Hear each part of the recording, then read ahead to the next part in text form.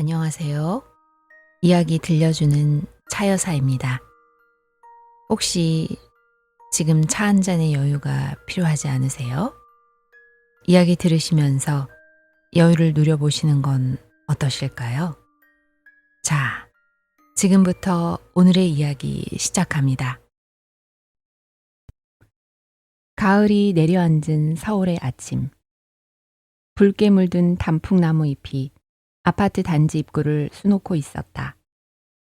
출근길에 오른 남유경은 익숙한 리듬으로 지하 주차장에 차를 세우고 엘리베이터를 기다렸다. 올해 51, IT 기업 넥스트비트에서 부장으로 근무한 지 벌써 8년째다. 개발자로 시작해 팀 리더, 그리고 부장까지. 그녀의 커리어는 남들이 보기엔 반듯한 성공의 궤도였다. 하루의 업무를 마치고 집에 돌아오면 가장 먼저 맞이하는 존재는 초등학교 2학년 딸 아인이었다. 엄마! 우리 아인 오늘 학교 어땠어? 그냥 그랬어요. 아인의 눈빛이 평소보다 가라앉아 있었다. 유경은 묻지 않고 기다렸다. 그리고 마침내 아인이 조심스럽게 고백했다. 엄마, 나 좋아하는 애가 생긴 것 같아. 유경은 미소를 지으며 아이의 곁에 앉았다. 그래? 누구야? 찬혁이라는 애야. 조용하고 그림을 잘 그려. 근데 말도 못 걸겠어. 괜히 이상하게 생각할까 봐. 엄마도 어릴 때 그랬단다. 엄마도 수줍음 많은 소녀였어. 그 아이를 볼 때마다 가슴이 두근거리고 괜히 말 시켜보려다 도망치고 뭐 그런 일들 많았지. 엄마도 그랬다니까 조금 위안이 돼요. 나는 엄마보단 조금 더 용기 내 볼래요. 유경은 조용히 아이를 안아주며 과거의 자그마한 떨림을 떠올렸다. 저녁 식사를 마치고 남편과 이런저런 이야기를 나눈 뒤 유경은 조용히 아이방 앞을 지나며 문틈으로 딸을 바라보았다. 남편은 오늘도 늦게 퇴근했지만 아인이 학교에서 짝사랑하는 아이 이야기를 들으면서 피곤한 얼굴에 미소를 지었다. 아인이도 벌써 그런 감정을 느낄 나이가 됐네. 그러게, 나 어릴 땐 말도 못 꺼냈는데 아인이는 자기 감정도 말할 줄 알고 대견하지? 잠시 조용한 공감이 흐른 후 남편이 조용히 말했다. 그런 마음 오래 가더라. 너도 그랬잖아. 유경은 고개를 끄덕이며 미소 지었다. 그날 밤 아이가 잠든 뒤 유경은 조용히 소파에 앉아 과거를 떠올렸다.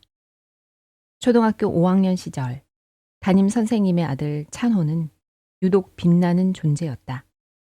그 당시 시골 아이들은 대체로 새까맣고 장난기 많은 얼굴을 하고 있었지만 찬호는 달랐다. 피부도 뽀얗고 귀티가 났으며 말투나 태도에도 도시 사람 같은 점잖음이 느껴졌다. 게다가 본성도 착해서 남자 아이들과도 잘 어울렸고 친구들에게 무례하게 구는 일이 한 번도 없었다. 그래서일까 여자아이들 대부분이 그를 은근히 짝사랑하고 있었다. 짧은 머리를 쓱쓱 넘기며 웃는 모습 하나에도, 운동장에서 친구들과 축구하는 모습 하나에도 수많은 눈길이 따라다녔다. 유경도 마찬가지였다. 좋아하는 마음을 들키지 않으려고 괜히 틱틱대고 장난처럼 말투를 날카롭게 했던 기억. 실제로는 한 번 눈을 마주칠 때마다 얼굴이 화끈거리고 무심한 척 하면서도 늘 그 아이 주변을 맴돌았던 기억이 아련하게 되살아났다. 그러던 어느 날 담임 선생님이 전근을 가시게 되었다. 그리고 찬호는 아무 말 없이 짐을 챙겨 학교를 떠났다. 전학은 곧 영영 이별을 의미하던 시절, 휴대폰도 이메일도 없던 그 시절엔 찬호를 다시 볼 방법이 없었다. 그 아이는 그렇게 사라졌고 유경의 마음속에 오래도록 남았다. 비록 시골 학교였지만 유경은 공부를 꽤 잘하는 아이였다. 구불구불한 흙길을 따라 등하교를 하며 책가방보다 무거운 참고서를 품에 안고도 성적은 언제나 상위권을 유지했다. 마을 어른들은 그런 유경을 보면 하나같이 말했다. 저 애는 분명 공부로 서울 갈 거야. 중학교는 읍내에 있는 학교로 진학했다. 자전거로 40분, 비 오는 날엔 버스가 없으면 걸어가야 했던 거리였다. 하지만 유경은 불평 한마디 없이 학교를 다녔다. 도서관에서 빌린 책을 한 자라도 더 읽기 위해 밤늦게까지 불을 켜놓는 날도 많았다. 그렇게 차곡차곡 실력을 쌓은 유경은 결국 서울로 갈 기회를 얻었다. 고등학교는 서울에서 직장 생활을 하는 큰 이모 댁에서 다니게 되었다. 처음엔 낯선 도시의 인파에 놀라고 빠르게 돌아가는 학교 분위기에 적응하느라 고생도 했지만 유경은 포기하지 않았다. 시골과 도시의 차이를 실감했지만 그 간극을 메우기 위해 부단한 열심을 냈다. 고등학교 3년 동안 유경은 꾸준히 전교 10등 안에 들며 담임 선생님과 친구들에게 인정을 받았다. 그녀는 무난히 서울의 4년제 대학, 그것도 국립대학교 컴퓨터공학과에 합격했다. 90년대 초반 여학생이 공대를 선택하는 일은 드물었지만 컴퓨터공학과만큼은 조금 달랐다. 당시 정보와 사회로의 전환이 본격화되면서 컴퓨터공학과에는 여학생들의 다른 공대에 비해 지원이 많았다. 유경은 그런 흐름을 읽고 누구보다 먼저 준비한 사람이었다. 앞으로는 컴퓨터가 세상을 바꿀 거야. 대학교 1학년 때 유경은 소개팅이라는 것도 몇 번 경험해 보았다. 친구의 권유로 나가본 자리는 대체로 어색했고 마치 준비된 대사를 주고받는 연극 같았다. 상대는 나쁘지 않았지만 유경의 마음은 쉽게 움직이지 않았다. 설렘보다는 관찰이 먼저였고 호기심보다는 경계가 앞섰다. 한 번은 자신과 같은 학과의 선배와 짧은 인연이 있었다. 함께 과제를 하며 자주 마주쳤고 커피도 몇 번 나눴지만 곧 유경은 깨달았다. 내가 좋아하는 감정이 아니라 외로움이 만든 착각이구나. 그녀는 깔끔히 그 마음을 접었다. 그렇게 연애에는 조심스러웠지만 학업에는 누구보다 적극적이었다. 소프트웨어 공모전에 도전해 입상하기도 했고 방학마다 인턴십과 세미나에 참가해 경험을 쌓았다. 동기들 사이에서 유경은 똑순이로 불렸다. 4년 내내 장학금을 놓치지 않았고 졸업식 날 학장상까지 받았다. 가족들 앞에서 학사모를 쓴 유경은 그날 처음으로 자신에게 박수를 쳤다. 이제 시작이야. 그녀의 눈은 이미 미래를 향해 열려 있었다. 1997년 유경이 대학을 졸업하기 직전 대한민국은 충격적인 경제 위기 속에 빠져들었다. IMF라는 단어가 뉴스를 뒤덮고 거리엔 정리해고된 직장인들의 그림자가 드리웠다. 하지만 유경은 흔들리지 않았다. 꾸준한 성적과 실력을 인정받아 국내에서 이름 있는 IT 대기업 테크넷의 신입사원으로 채용된 것이다. 처음에는 꿈을 이룬 듯했다. 최신 컴퓨터가 빼곡한 사무실, 머리에 아이디어가 가득한 동료들, 그리고 매일 성장하는 기술의 세계. 하지만 현실은 달랐다. 월, 화, 수, 목, 금. 입사 첫 주, 선배가 농담처럼 던진 말이었다. 그러나 유경은 곧 그것이 농담이 아니라는 것을 알게 되었다. 오전 9시에 출근하면 퇴근은 자정 넘겨야 가능했고 주말은 사무실에서 보내는 날이 더 많았다. IT 업계의 생리는 빠르고 잔혹했다. 특히 시스템 구축 프로젝트라도 시작되면 모든 일정은 오픈일에 맞춰야 했고 그것은 곧 야근과 철야의 연속을 의미했다. 대한민국은 정보화 사회로 급변하고 있었다. 정부 부처로부터 은행, 병원, 기업까지 모두가 앞다투어 전산 시스템을 도입하고 자체 개발을 추진했다. 테크넷도 예외는 아니었고 유경은 그 최전선에 서 있었다. 여성 개발자는 흔치 않았다. 더구나 유경처럼 새벽까지 남아 코드를 짜고 서버 셋업을 직접 챙기는 여성은 더욱 드물었다. 하지만 유경은 포기하지 않았다. 남자 직원들보다 더 오래 앉아 있었고 문제 해결 능력에서도 결코 뒤지지 않았다. 한 프로젝트에서 정부기관의 인트라넷을 구축하는 작업에 투입되었을 때 유경은 담당 시스템 설계를 혼자 맡다시피 했다. 수백 개의 프로세스를 정리하고 사용자 인터페이스와 보안 기능을 맞춰야 하는 일이었다. 밤샘이 이어졌고 눈이 충혈된 채 회의를 주재하기도 했다. 그러나 결과는 성공이었다. 그 프로젝트를 통해 유경은 회사 내에서도 인정받기 시작했다. 그 언니는 진짜 에이스야. 후배들이 그녀를 따랐고 심지어 경쟁사에서도 유경의 이름이 회자되기 시작했다. 여전히 일상은 거칠고 고단했다. 업무 스트레스에 병원 진단을 받아본 적도 있었고 집에 돌아와 눈물 흘린 날도 있었다. 그러나 유경은 견뎠고 그 속에서 더 단단해졌다. IT 회사에서 일한 지 몇 년, 유경의 삶에는 일 외에 다른 여유가 거의 없었다. 야근은 물론이고 주말에도 프로젝트 일정에 맞춰 출근해야 하는 날이 다반사였다. 월, 화, 수, 목, 금, 금, 금이라는 자주 섞인 농담은 현실 그 자체였고 연애는커녕 소개팅을 생각할 여유조차 없었다. 그러던 어느 날 사내 게시판에서 동료가 공유한 사이트 하나가 눈에 들어왔다. I like school.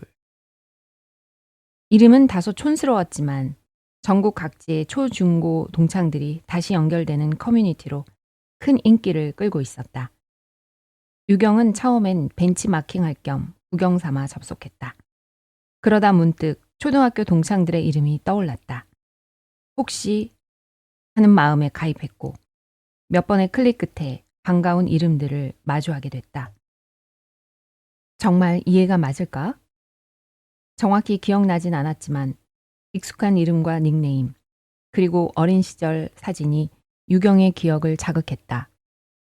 그렇게 시작된 동창들과의 메시지 교환, 자연스럽게 동창의 이야기가 나왔고 주말 저녁 서울의 한 식당에서 동창회가 열렸다.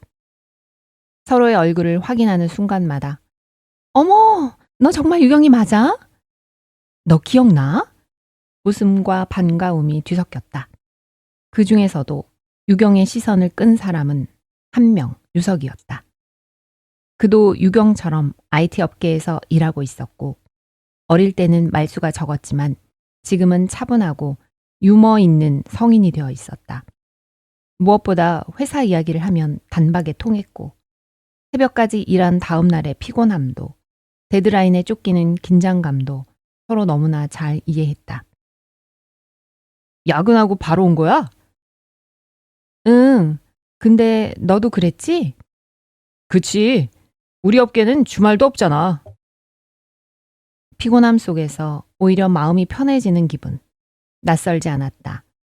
유경은 문득 오래전엔 이런 감정을 느껴본 적이 있었는지 기억을 더듬었다. 둘은 종종 연락을 주고받았고 몇 번 따로 만나 커피도 마셨다. 그러면서 유경은 서서히 자신이 유석에게 호감을 가지고 있다는 걸 깨달았다. 나도 이제는 누군가에게 기대고 싶은가 보다. 하지만 그 감정이 무르익을 무렵 유경은 유석에게서 한 장의 청첩장을 받게 되었다. 그 순간 마음속에서 무언가 툭 하고 떨어졌다. 결혼하게 됐어. 사실 오래 만난 사람이 있었는데 이제 때가 된 것 같아서. 유경은 미소 지으며 축하 인사를 전했지만 마음 한쪽은 서늘했다. 그날 밤 집으로 돌아와 침대에 누운 채 천장을 바라보았다. 역시 난 일이나 해야지. 그녀는 다시 노트북을 열고 프로젝트 문서를 정리했다. 그 순간 다시 컴퓨터의 빛 아래 앉은 자신이 어느새 익숙하게 느껴졌다. 청첩장을 받았던 사실도 잊은 채 일에 파묻혀 지내던 어느 오후, 유경은 사무실 책상 위에 놓인 탁상 달력을 무심코 넘기다가 빨간 펜으로 표시해둔 동그라미 하나를 보고 화들짝 놀랐다. 유석 결혼식이라고 적힌 그 날짜는 바로 내일이었다. 가슴 한구석이 철렁 내려앉았다. 다행히 이번 주말은 고객사의 요청으로 프로젝트 오픈일이 연기되어 드물게 여유가 생긴 주말이었다. 유경은 동료들에게 양해를 구하고 오랜만에 정시 퇴근을 감행했다. 퇴근 후 바로 근처 미용실로 향했다. 거울 앞에 앉아 머리를 다듬으며 유경은 자신의 얼굴을 찬찬히 들여다보았다. 피곤이 내려앉은 눈가, 그늘진 인상. 하지만 오늘만큼은 조금 다른 분위기를 담고 싶었다. 가볍게 말아주세요. 단정하게. 너무 꾸미진 않게요. 머리를 다듬고 나온 밤 공기는 생각보다 신선했다. 유경은 잠시 멈춰서서 하늘을 올려다보았다. 마음 한켠엔 어쩔 수 없는 허전함이 감돌았다. 나는 결혼할 수 있을까? 하지만 이내 고개를 저으며 생각을 정리했다. 나는 지금 내 자리에서 잘하고 있어. 20대 후반부터 줄곧 야근과 주말 근무 속에서도 꿋꿋이 버텨왔고 지금은 팀 내 상당한 연봉을 받는 실력자가 되었다. 자신을 평가절하할 이유는 없었다. 그녀는 퇴근길 백화점 매장에 들렀다. 내일 결혼식에 입고 갈 옷을 고르기 위해서였다. 너무 튀지 않으면서도 정중한 느낌, 그리고 지금의 자신과 어울리는 옷. 몇 벌을 입어본 끝에 베이지 톤의 롱 원피스를 골랐다. 깔끔하면서도 부드러운 분위기였다. 계산을 마치고 나오며 유경은 속으로 다짐했다. 그래, 내일은 나답게 잘 다녀오자. 결혼식 당일 아침, 유경은 일찍 눈을 떴다. 어제 예쁘게 손질해 놓은 머리카락이 자는 사이 부분적으로 헝클어진 걸 보고 괜히 신경이 쓰였다. 빗으로 다듬어도 어딘가 어색한 앞머리 한 줄. 작은 일이었지만 마음에 계속 걸렸다. 거울 앞에서 옷을 꺼내 입는데도 어제 산 원피스가 너무 새 것처럼 느껴졌다. 너무 꾸민 티 나는 건 아닐까? 괜히 뭔가 어색하고 거울을 3번쯤 더 바라보게 됐다. 예정보다 조금 일찍 나섰지만 유경은 택시를 잡지 못해 애를 먹었다. 도로에는 빈 차가 드물었고 잡히던 택시도 누군가 먼저 타버리기 일쑤였다. 왜 오늘따라 이러지? 입가에 한숨이 맺혔다. 괜히 모든 일이 꼬이는 듯한 기분. 순간 스스로도 이해할 수 없는 감정이 들었다. 내가 유석이를 질투하는 걸까? 아니라는 생각과 맞물려 마음은 더 복잡해졌다. 그렇게 기다리다 결국 버스를 타기로 했다. 하지만 버스는 정체된 도로를 느릿느릿 빠져나가지 못했고 유경은 조바심에 창밖을 연신 바라봤다. 시계를 확인하고 또 확인했다. 혹시 늦는 건 아닐까? 마음은 급한데 풍경은 아무 일도 없다는 듯 흘러갔다. 유경은 창가에 머리를 기대며 눈을 감았다. 문득 스쳐 지나간 감정은 유석과의 재회를 계기로 생겼던 잠깐의 호기심이었다. 어쩌면 사귀어 볼까? 라는 짧은 상상 때문일지도 몰랐다. 미련은 없었지만 그런 감정이 남긴 착잡함이 질투처럼 느껴졌던 것이다. 오늘 이 자리에 가야 하는 걸까? 가지 않는다고 누가 뭐라 할까? 하지만 그래, 괜한 생각은 그만하자. 오늘은 친구들 얼굴도 보고 유석이 결혼도 진심으로 축하해주자. 유경은 눈을 떴다. 손에 쥔 작은 선물 봉투가 무겁게 느껴졌지만 그녀는 버스가 결혼식장 근처 정류장에 다가오기를 묵묵히 기다렸다.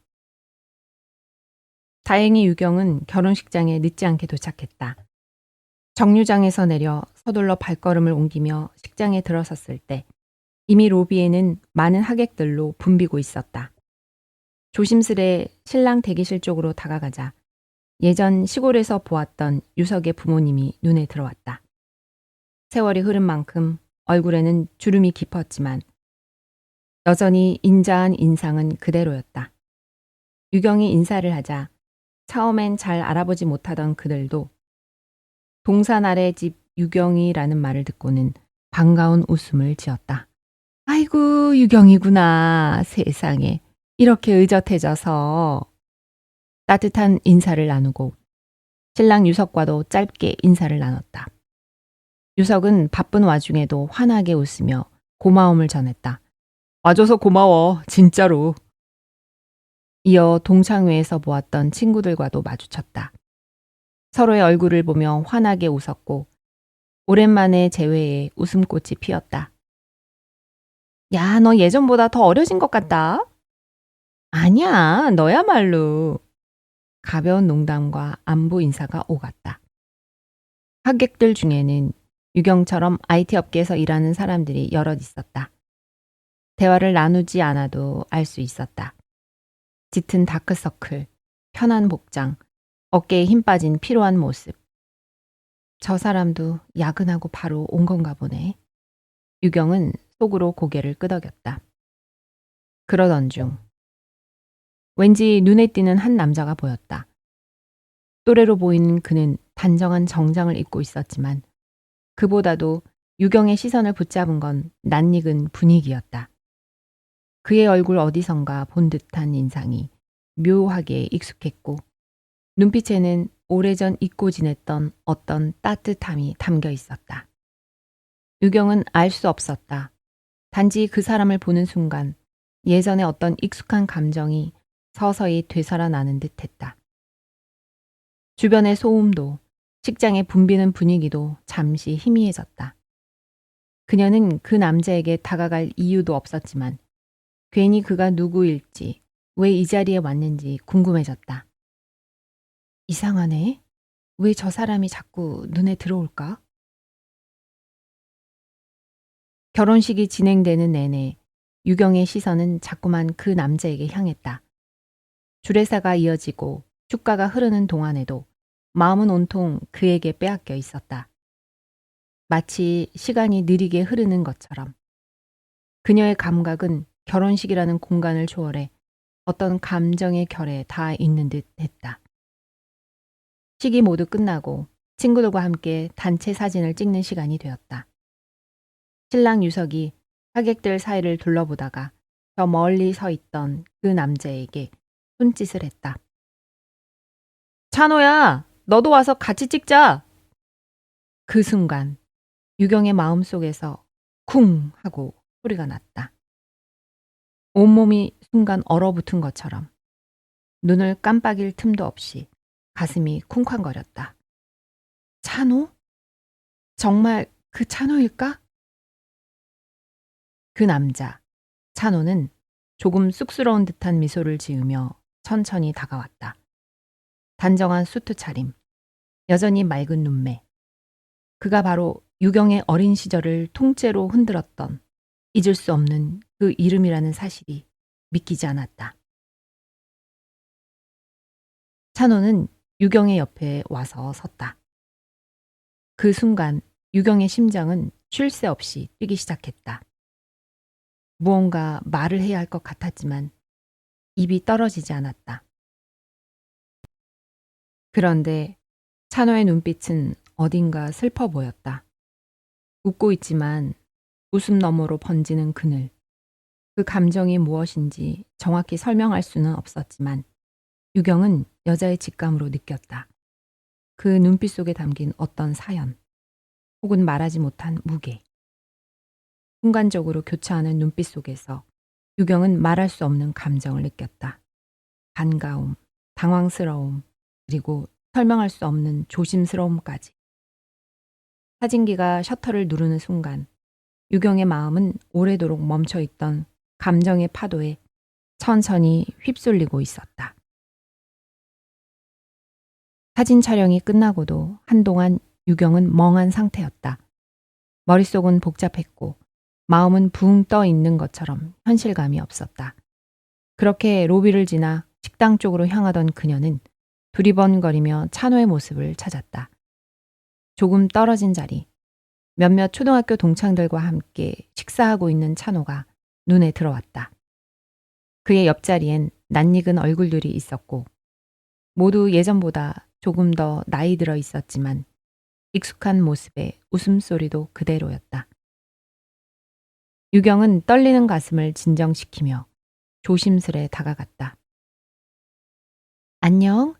혹시 나 기억나? 잠시 유경을 바라보던 찬호의 눈이 반짝였다. 이내 환한 미소가 얼굴을 가득 채웠다. 유경이? 세상에, 정말 오랜만이네. 그 말 한마디에 유경의 마음이 따뜻하게 퍼졌다. 반가움이 속에서 피어올랐지만 겉으로는 최대한 덤덤한 척했다. 그러게, 이렇게 다시 보다니 신기하다. 그렇게 유경은 찬호가 앉아있는 테이블에 함께 앉았다. 다른 친구들도 유쾌하게 맞이해 주었고 식사는 자연스럽게 이어졌다. 하지만 유경은 눈앞의 음식이 입에 무슨 맛인지 느껴지지 않았다. 숟가락을 들고는 있었지만 마음은 온통 옆자리에 앉은 찬호에게로 향해 있었다. 찬호 역시 식사 중간중간 유경을 힐끔 바라보았다. 그의 눈빛은 여전히 고요하고 단정했지만 어딘지 모르게 슬픔이 배어 있었다. 무언가 말하지 못한 사연을 품고 있는 듯한 깊은 눈동자. 그 모습은 유경의 기억 속에 남아있던 소년 찬호와도 겹쳐졌고 동시에 전혀 다른 어른 남자의 모습으로 다가왔다. 고상하면서도 어딘가 그늘진 느낌.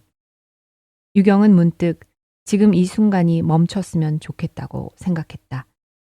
아침부터 느꼈던 묘한 부담감과 스트레스, 허탈감은 이미 사라져 있었다. 지금은 단지 이 낯선 듯 익숙한 사람과 같은 공간에 있다는 사실만으로 마음이 평화로웠다. 결혼식 이후로 며칠이 지났지만 유경은 여전히 일에 집중할 수 없었다. 늘 침착하고 실수 하나 없이 팀을 이끌던 과장이었지만 이번 주엔 보고서에 숫자를 잘못 기입하기도 하고 회의 중 멍하니 창밖을 바라보기도 했다. 후배들은 처음엔 당황했지만 이내 과장님도 사람이다 라는 묘한 안도감을 느꼈다. 사무실의 공기도 조금은 부드러워졌다. 하지만 유경 본인은 마음속에서 무언가 자꾸만 어긋나는 것을 느끼고 있었다. 그 어긋남의 중심에는 찬호가 있었다. 찬호는 지금 어떤 일을 하고 있을까? 어디에 살고 있을까? 결혼은 했을까? 아니면 아직? 이런저런 궁금증이 하루 종일 머릿속을 맴돌았다. 일을 하면서도 마음 한편에서는 어떻게 하면 자연스럽게 찬호를 다시 만날 수 있을까 하는 생각을 지울 수 없었다. 우연을 가장한 연락, 동창 모임의 핑계, 혹은 유석을 통해 슬쩍 안부를 물어볼 수 있을지도 모른다는 생각까지 들었다. 그러던 어느 날 팀 회의가 끝나고 자리에 돌아온 유경의 핸드폰에 메시지 하나가 도착했다. 유경아, 우리 이번 주말에 집들이 하려고 하는데 올 수 있지?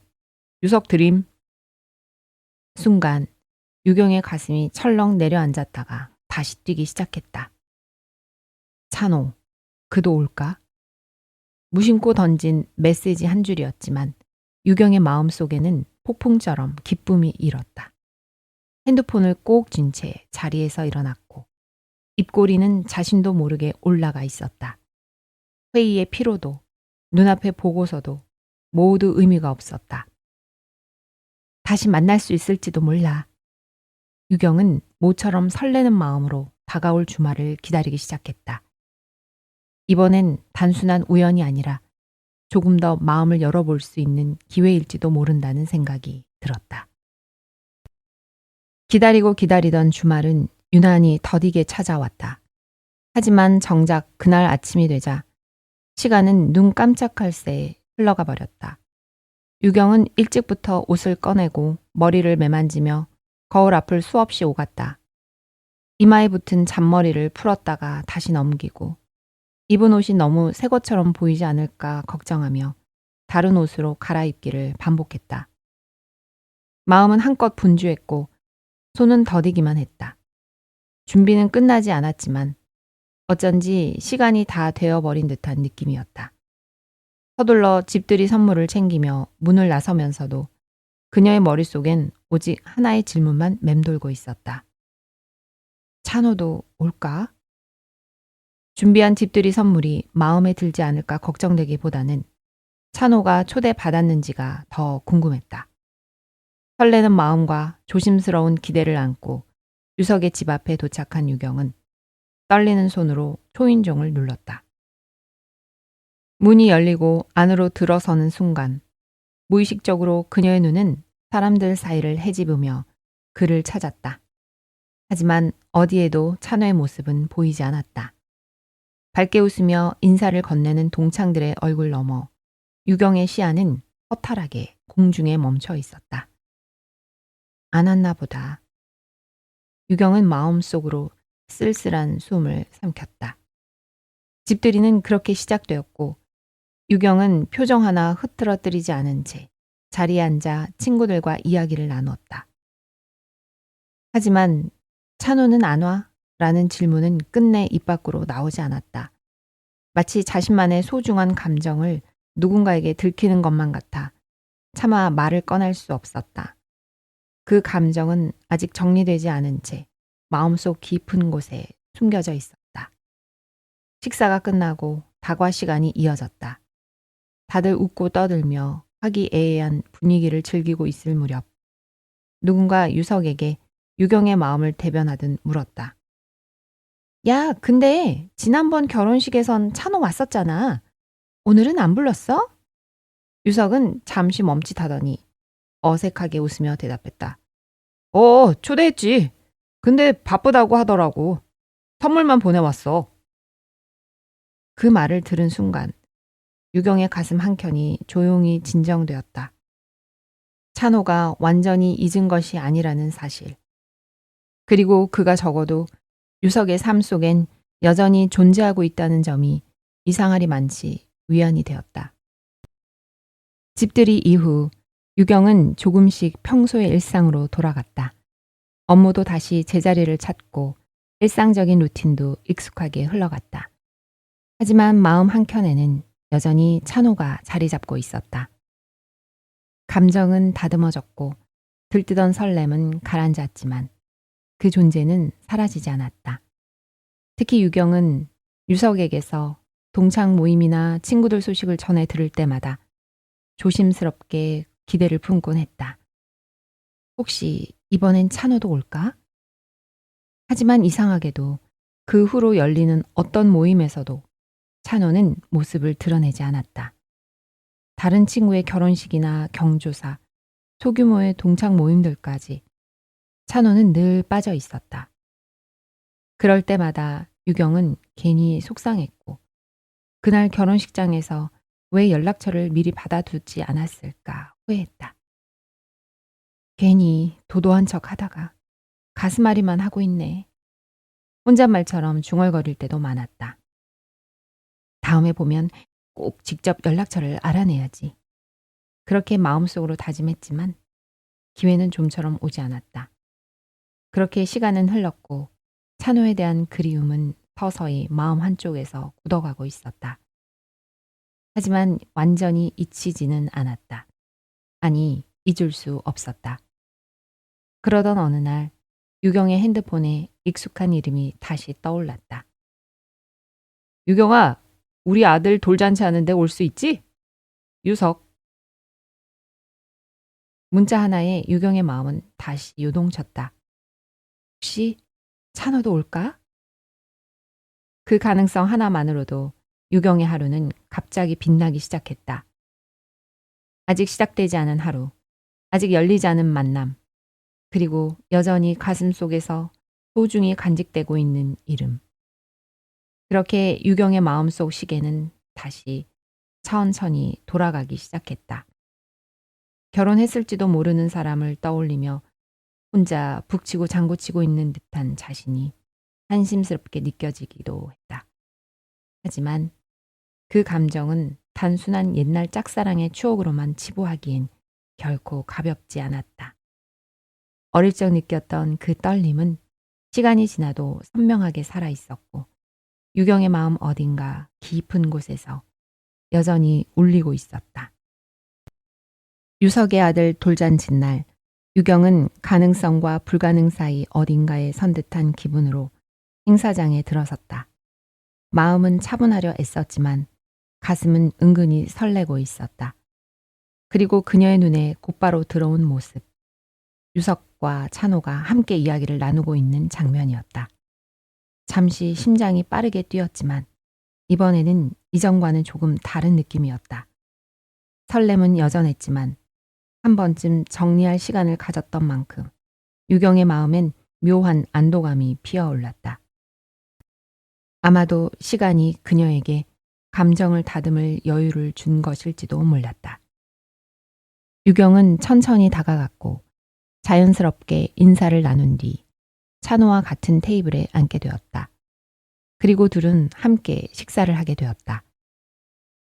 유경은 오랫동안 마음속에 품어왔던 궁금증들을 하나씩 풀어냈다. 찬호는 조심스럽지만 성실하게 대답해 주었고 대화는 어느새 자연스럽게 이어졌다. 직장 이야기도 사는 곳 이야기도. 찬호는 현재 공사에 다니고 있으며 마포에 거주하고 있다고 했다. 결혼 여부를 묻는 질문에는 찬호가 알 수 없는 미소만 지었고 유경은 그 미소에 무언가 사연이 있을 거라는 직감이 들어 더는 묻지 않았다. 하지만 연락처를 주고받았고 앞으로 연락할 수 있다는 것만으로도 유경에겐 큰 수확이었다. 찬호의 얼굴은 예전보다 많이 편안해 보였지만 여전히 조심스러운 태도가 느껴졌다. 유경도 자신이 아직 독신임을 밝히며 다음에 식사나 하자는 이야기를 건넸고 찬호도 흔쾌히 고개를 끄덕였다. 그날 유경은 오랜 기다림 끝에 무언가를 얻은 듯한 마음으로 행사장을 나섰다. 확실한 건 아무것도 없었지만 더는 혼자만의 이야기로 남지 않을 수도 있다는 작은 기대가 그녀의 마음을 따뜻하게 채우고 있었다. 며칠 지나지 않아 유경의 휴대폰에 뜻밖의 메시지가 도착했다. 근처에 외국 나왔다가 지난번 내가 일한다던 사무실 근처까지 왔어. 점심 괜찮아? 찬호. 순간 유경의 가슴이 두근거렸다. 야근은 여전히 계속되고 있었지만 점심시간만큼은 스스로를 위한 시간으로 확보할 수 있다는 것이 참 다행스럽게 느껴졌다. 좋아. 여기 근처에 맛집 하나 있어. 같이 가자. 짧은 대화 끝에 두 사람은 인근의 조용한 식당에서 점심을 함께하게 되었다. 오랜 친구처럼 자연스럽게 식사를 시작했지만 둘만의 회포를 푸는 데에는 시간이 그리 오래 걸리지 않았다. 식사를 하며 유경은 조심스럽게 물었다. 전학 간 이후엔 어떻게 지냈어?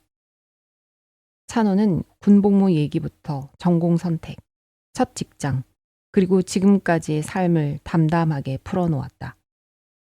유경은 고개를 끄덕이며 듣다가 웃으며 말했다. 그래도 잘 버텼네. 대단하다 너. 찬호가 웃었다. 버틴 게 아니라 그냥 어떻게 살다 보니 여기까지 왔어. 너는?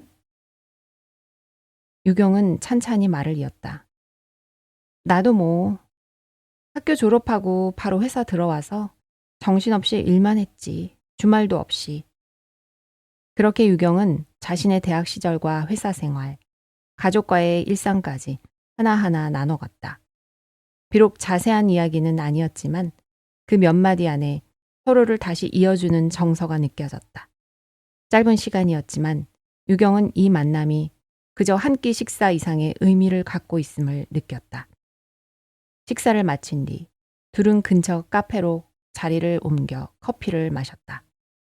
말수가 적은 찬호였지만 대화 도중 가끔씩 웃음을 터뜨리는 모습이 유경에겐 오래 기억에 남았다.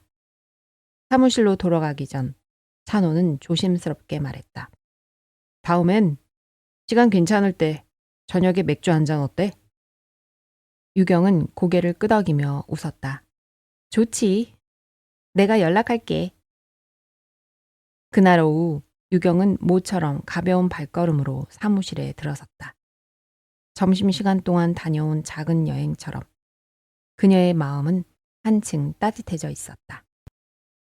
유경은 프로젝트가 성공적으로 오픈하고 안정화 기간이 지나면서 비로소 마음속 한구석에 자리 잡은 숙제 같은 존재, 찬호와의 저녁 맥주 약속을 떠올릴 수 있었다.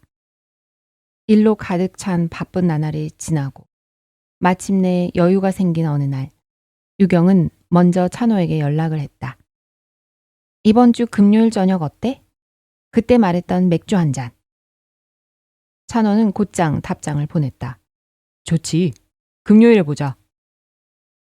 그날 밤 유경은 찬호와 가볍게 맥주 한 잔을 나누며 그간 나누지 못했던 이야기를 하나씩 꺼냈다. 예전보다 편해진 분위기 속에서 웃음도 침묵도 서로를 불편하게 만들지 않았다. 그렇게 몇 번의 만남이 이어졌고 어느 날 찬호는 조용한 술자리에서 그동안 감추어 두었던 이야기를 꺼냈다. 전에 내가 결혼했냐고 물었잖아. 유경은 가볍게 고개를 끄덕이며 찬호를 바라봤다. 찬호는 잠시 맥주잔을 바라보다 조용히 말을 이었다. 사실 결혼 약속까지 했던 사람이 있었어. 같은 공사에 다니던 사람이었는데 상견례도 하고 날짜도 잡았지. 근데 어느 날 갑자기 쓰러졌어. 처음엔 단순히 피로 때문인 줄 알았는데 백혈병이었어. 유경은 놀라움에 말을 잃고 찬호를 바라보았다. 치료도 받고 다시 결혼 날짜 잡자고 약속했었어. 근데 결국 하늘나라로 가버렸지. 말은 담담했지만 찬호의 눈빛에는 지울 수 없는 슬픔이 스며 있었다. 유경은 그 어떤 위로의 말보다 조용히 그의 이야기를 들어주었다. 여자친구가 입원해 있던 그때 유석이 아버지가 뇌경색으로 입원하셨었는데 같은 병원이었어. 병원에서 우연히 마주쳤고 그 뒤로 다시 연락하게 됐지. 유경은 그제서야 유석의 결혼식에서 찬호를 보게 된 이유를 이해했다. 유석이 결혼할 때 꼭 가겠다고 했어. 내가 힘들 때 많이 위로를 해주었거든. 어느 추운 겨울 야근 후에 늦지막히 와서는 붕어빵도 건네기도 했었어. 아직 따뜻했는데 그 붕어빵의 따뜻함이 지금도 생각이 나. 물론 먼저 간 그녀도 함께. 그로부터 시간이 흘러 2년 가까운 시간이 지난 지금 찬호는 조금씩 상처를 정리해가고 있었다. 돌잔치에서 유경과 편안히 이야기를 나눌 수 있었던 것도 그 덕이었다. 하지만 찬호는 여전히 조심스러웠다. 아직 누군가를 새롭게 맞이할 준비가 됐다고는 말 못하겠어. 그게 솔직한 내 마음이야. 그 말에 유경은 고개를 끄덕였다. 그녀도 무언가를 강요할 수 없다는 걸 잘 알고 있었다. 그리고 어쩌면 그 조심스러움이 찬호가 여전히 따뜻한 사람이라는 증거 같았다. 그날 밤 유경은 찬호와 헤어진 후 집으로 돌아오며 창밖을 바라봤다. 수많은 빛들이 스쳐가는 밤거리 속에서 그녀는 복잡하고도 따뜻한 감정을 느꼈다. 기쁘고 아프고 이해되고 또 어딘가 먹먹한 그 감정들을 모두 가슴속에 담은 채 유경은 천천히 집으로 향했다.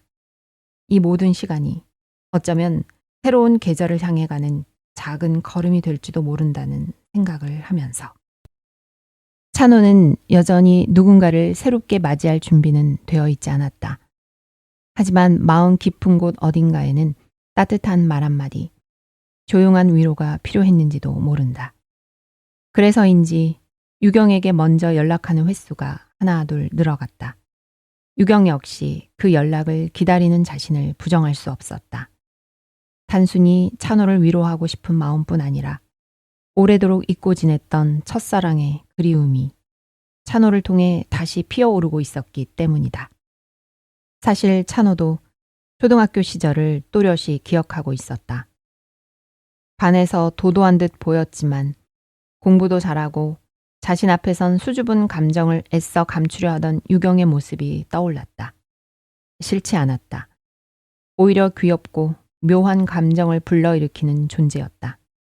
다만 아버지의 잦은 정근으로 인해 학교를 옮겨야 했고 새로운 환경에 적응하며 유경을 자연스레 마음속에서 지워졌던 것이다. 떠난 사람은 금방 잊을 수 있지만 보낸 사람은 오래도록 마음에 품는 법이다. 그렇게 찬호와 유경은 천천히 그러나 확실하게 서로의 일상 속에 스며들고 있었다. 자주 마주하는 저녁, 부담 없이 웃으며 나누는 이야기들, 서로의 존재를 당연하게 여기는 시간이 조금씩 쌓여갔다. 어느 저녁이었다. 가을비가 조용히 내리던 날, 둘은 회사 근처 조용한 선술집에 마주 앉았다. 서로의 하루를 이야기하고 피곤했던 일주일을 맥주 한 잔에 녹여냈다. 그러다 문득 유경이 물었다. 요즘은 좀 어때? 전보다 마음이 좀 편해졌어? 찬호는 한참을 침묵하다가 고개를 끄덕였다. 응, 예전보단. 조금은. 그리고 내 덕도 있지. 유경은 그 말에 마음이 따뜻해졌다. 서로가 서로에게 위로가 되어가고 있다는 확신. 그것만으로도 충분했다. 하지만 감정은 늘 직선이 아니었다. 가끔은 지난 과거가 덫처럼 다가왔다. 찬호는 여전히 누군가를 새롭게 시작하는 것에 대한 두려움이 있었다. 무언가를 시작하려는 마음에 잊고 싶지 않은 기억이 브레이크처럼 작용하곤 했다. 그래도 유경은 조급해하지 않았다. 그녀는 알고 있었다. 지금은 다가가는 시간, 천천히 익어가는 시간이라는 걸. 유경 역시 새로운 감정에 대한 두려움이 없지는 않았다. 다시 상처받는 건 아닐까. 이 감정이 혼자만의 착각은 아닐까. 하지만 매번 찬호의 조용한 미소와 말 한마디가 그런 걱정을 조금씩 지워갔다. 그들은 그렇게 매주 혹은 격주에 한 번씩 저녁을 함께하고 맥주잔을 기울이며 서로의 일상을 공유했다. 특별한 이벤트나 고백은 없었지만 그 자체로 충분히 특별한 만남이었다. 그렇게 다가오는 겨울, 유경은 느낄 수 있었다. 삶의 고된 길 위에서 조용히 따뜻함을 나누는 존재가 있다는 것만으로도 마음은 한결 가벼워진다는 걸. 그리고 찬호도 점차 마음의 문을 조금씩 더 열어가고 있다는 것을. 한 해가 저물어가는 어느 저녁, 둘은 함께 걸었다. 낙엽이 소복이 쌓인 인도 위, 말없이 걷는 그 시간이 더없이 따뜻했다. 유경은 속으로 생각했다. 이게 사랑일까? 아니면 오래된 인연의 연장일까? 그리고 이내 그 질문에 굳이 지금 답을 내리지 않아도 된다고 느꼈다. 중요한 건 지금 이 순간 서로의 곁에 있다는 것. 이 따뜻한 사실 하나만으로도 충분했다. 소파에 앉아 창밖을 바라보며 생각에 잠겨있는 유경에게 찬호가 다가왔다. 여전히 부드러운 그의 목소리는 유경의 마음에 따뜻한 바람처럼 스며들었다. 아인이 보니까 우리 처음 다시 만났던 날이 생각났어. 유경은 살며시 고개를 돌려 찬호를 바라보았다. 찬호는 익숙한 미소로 유경 옆에 조용히 앉아 어깨를 감싸 안았다. 따뜻한 손길에 유경은 조용히 그의 어깨에 기대어 미소를 지었다. 그 순간 유경의 머릿속엔 지난 수년간의 기억들이 필름처럼 스쳐 지나갔다. 바쁜 일상 속에서도 늦은 나이에 시작한 사랑이 이렇게까지 깊어질 수 있다는 사실이 새삼 놀라웠다. 결혼 후 유경은 넥스트비트라는 중견 IT 회사로 자리를 옮겼다. 부장으로 스카웃된 만큼 업무의 강도는 있었지만 이전 회사인 테크넷보다는 훨씬 여유로웠고 무엇보다도 이제는 그녀가 더는 홀로가 아니라는 사실이 더 큰 위안이 되었다. 늦게 시작한 결혼 생활은 곧 육아로 이어졌다. 유경과 찬호 사이에 태어난 딸 아인이. 그 존재는 유경에게도 찬호에게도 세상에서 가장 큰 선물이었다. 유경은 회사를 옮기면서 야근이 줄어든 덕분에 아이와의 시간도 충분히 가질 수 있었다. 바쁜 와중에도 육아와 일, 가정을 균형 있게 꾸려가는 유경의 모습은 누구보다 단단하고도 따뜻했다. 그녀는 종종 생각하곤 했다. 어릴 적 그 찬호, 짝사랑의 대상이었을 뿐인데 이렇게 내 옆에서 우리 아이 아빠가 되어 있을 줄 누가 알았을까? 찬호는 그런 유경의 마음을 모를 리 없었다. 그는 늘 조용히 그리고 든든하게 그녀의 곁을 지켜주었다. 긴 회의 후 퇴근길에 준비해둔 따뜻한 차 한 잔. 주말이면 아이니와 놀아주며 유경에게 휴식을 주는 작은 배려들. 그런 찬호의 모습은 유경에게 있어 가장 큰 안정이자 사랑이었다. 어느 날 저녁 두 사람은 아이니가 잠든 후 거실에 나란히 앉아 조용히 대화를 나눴다. 유경이 먼저 입을 열었다. 요즘 아이니 크는 거 보니까 참 신기해. 우리가 이렇게까지 올 줄 몰랐는데 말이야. 찬호는 유경의 손을 살며시 잡으며 말했다. 그러게. 예전엔 그저 다시 만난 것만으로도 벅찼는데 지금은 이렇게 우리 둘의 세상이 생겼네. 유경은 웃으며 고개를 끄덕였다. 처음엔 그냥 위로가 필요했어. 그리고 그 위로가 점점 유경이 너가 되었지. 찬호의 말에 유경은 웃었다. 그 말에 담긴 무게와 의미는 유경도 너무나 잘 알고 있었기 때문이다. 거실의 스탠드 조명이 두 사람을 부드럽게 감싸 안았다. 고요한 밤, 두 사람의 온기는 더없이 따뜻했다. 그날 밤, 유경은 잠든 아이니의 작은 손을 조심스레 잡았다. 작고 따뜻한 그 손에서 느껴지는 생명의 온기. 그 안에는 찬호와 유경이 함께 걸어온 시간들이 담겨 있었다. 유경은 문득 창밖의 달을 바라보며 속삭였다. 이제 겨울이 와도 괜찮아. 우리 셋이 함께 있으니까. 다시 시작된 계절은 더는 외롭지 않은 계절이었다. 사랑의 추억을 품고 현실로 이어졌고 그 현실은 매일의 따뜻함으로 유경과 찬호를 감싸고 있었다. 그렇게 그들의 이야기는 끝이 아니라 새로운 시작을 맞이하고 있었다. 이번 이야기는 어떠셨나요? 이야기를 들으시는 모든 분들이 각자의 삶의 자리에서 행복을 누리셨으면 좋겠네요. 그럼 저는 다음에도 재미와 감동이 있는 이야기로 찾아뵙겠습니다. 이야기 들려주는 차여사였습니다.